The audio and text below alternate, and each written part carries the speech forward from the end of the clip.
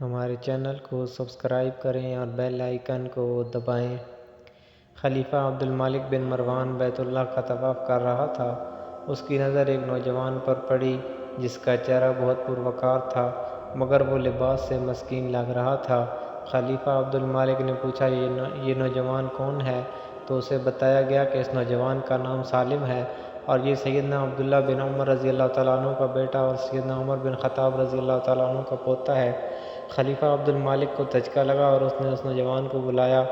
خلیفہ عبد المالک نے پوچھا کہ بیٹا میں تمہارے دادا سیدنا عمر فاروق رضی اللہ تعالیٰ عنہ کا بڑا مداح ہوں۔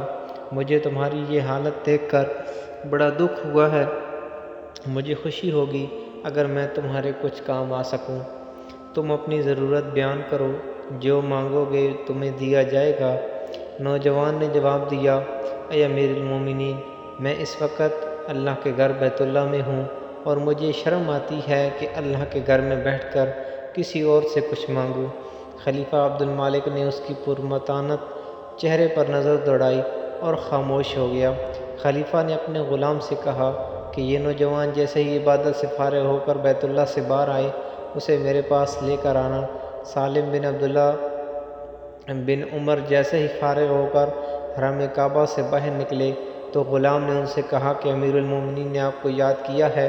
سالم بن عبداللہ خلیفہ کے پاس پہنچے۔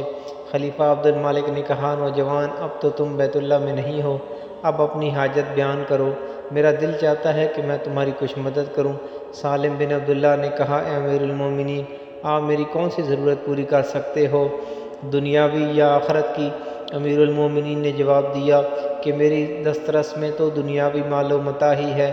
سالم بن عبداللہ نے جواب دیا، امیر المومنین، دنیا تو میں نے کبھی اللہ سے بھی نہیں مانگی جو اس دنیا کا مالک کل ہے، آپ سے کیا مانگوں گا؟ میری ضرورت اور پریشانی تو صرف آخرت کے حوالے سے ہے۔ اگر اس سلسلے میں آپ میری کچھ مدد کر سکتے ہیں تو میں بیان کرتا ہوں۔ خلیفہ حیران و ششدر ہو کر رہ گیا اور کہنے لگا کہ نوجوان، یہ تو نہیں، تیرا خون بہہ رہا ہے۔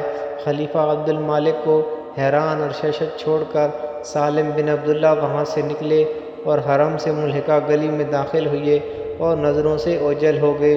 یوں ایک نوجوان حاکم وقت کو آخرت کی تیاری کا بہت اچھا سبق دے گیا۔